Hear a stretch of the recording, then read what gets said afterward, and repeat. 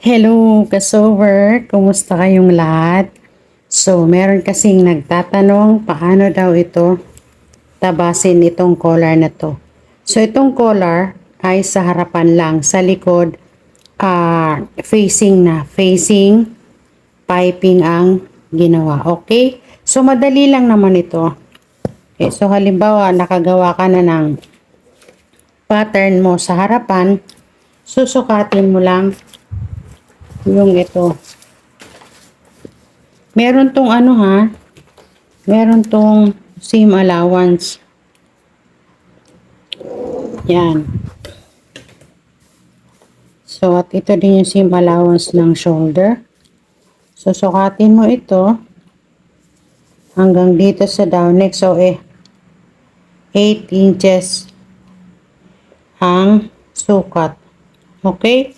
So, kapag ganun, pwede na tong tabasin diretso sa tela, or kung natatakot kang tabasin sa tela, idaan mo sa pattern. Okay? So, pwede mong i-fold na ganyan yung tela. Pwede mong i-fold na ganyan yung pattern.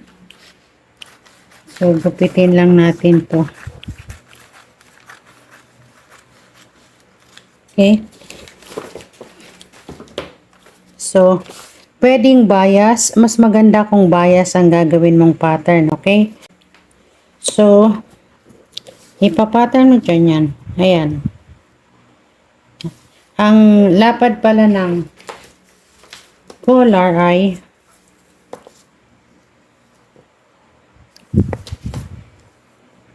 2.5 to 3 inches ang lapad. Okay?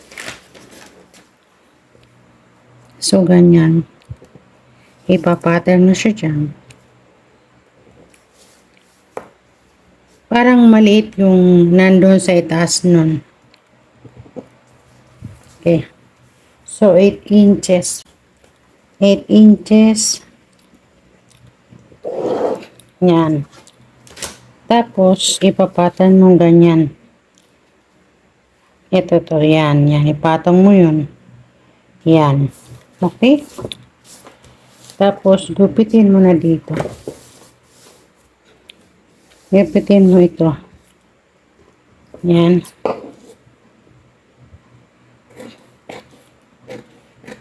Yan. Tapos, gupitin natin to.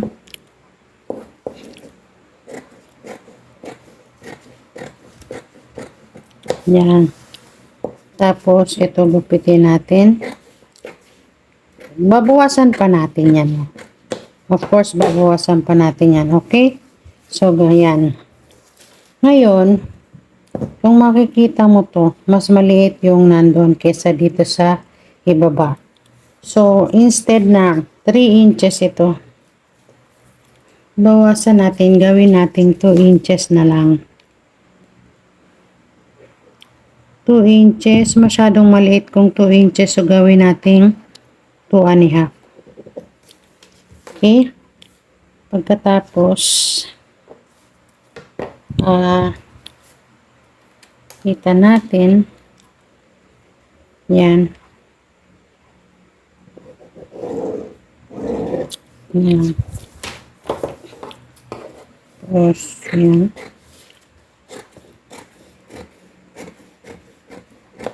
Yan. Tapos ito, bawasan natin. So, ito, gagawin natin 3 inches na din dito. Oo, hindi pwede 3 inches. So, gawin natin 3.5. 3.5. Yan. Dagdagan mo na lang ito dito ng allowance sa yan.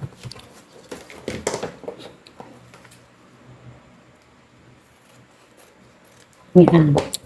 Okay. So, kapag nilagay mo siya, ganyan. Yan, kasi nakadikit sa shoulder yun, di ba? Yan. Tapos ito.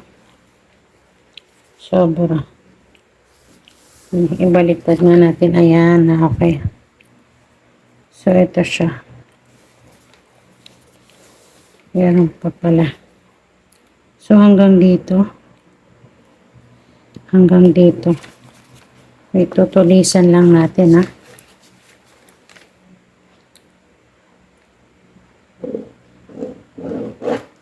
Okay.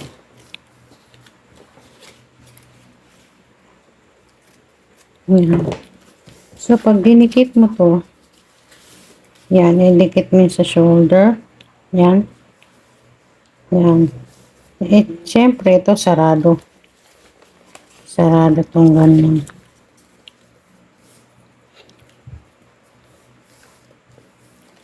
Sarado. May tahi sa loob. Tapos, nakaganon. Okay, tapos yan. Yan, nakaganyan. Magkahiwalay sila. Yan. Ngayon kung masyado, tama na siguro. Yan, yan okay? Yan. Ganyan.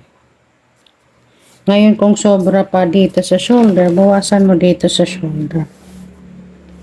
Bawasan mo dito. Ayan. Yan. Tapos ito, balutan mo na lang ng facing para papunta doon sa wrong side. Okay? So pag binalutan mo ng facing ganito. Pag nagtabas ka ng facing, ganito yan.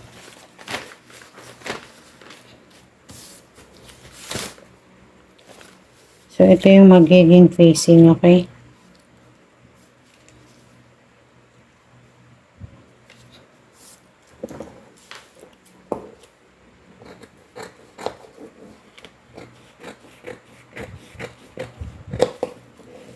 Tapos, tanggalin na natin. Yan. So, yan. Kinabit mo ng ganyan. Yan. Ito ang hangganan. Tapos, yun. Ito naman ilagay mo. Yan. Yan, ganyan. Tatayan mo siyang ganun, okay? Pag ganun. Tapos balik ta rin papunta sa ilalim. Okay, so bawa ganyan. Tatayan mo siya.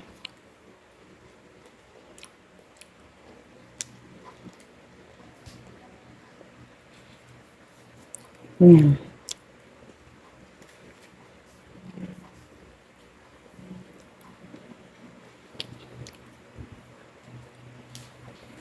Laki naman nun. Tapos ito. Ganyan.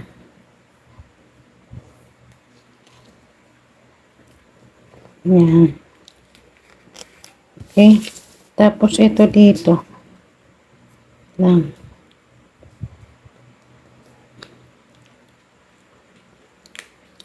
Itong end point, lagyan mo yan ng notch. Yan. Tapos, teka lang, wait lang ha. Kasi,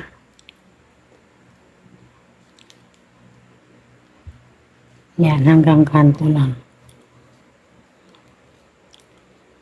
Yan. Okay, tapos balik na rin mong ganyan. Pupunta na sa yung kabaliktaran.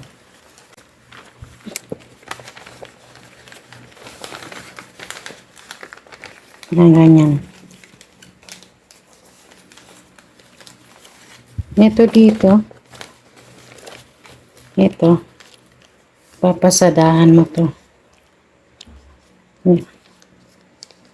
Papasadahan mo. Yan. Yan, paikot. Paikot dito. Tapos, dito. Papasadahan mo yan. Yan. Yan. Tapos, balik pa rin mo ng ganyan. Magiging ganyan ang mangyayari. Yan. Tapos, itong facing, pwede mo tong paliitin. Ganyan mo. Ganyan. Tapos yan. Paliitin mo mga half inch lang yung lapad. Okay, tapos yan. Ganyan. Tapos, ito. Yung ganyan.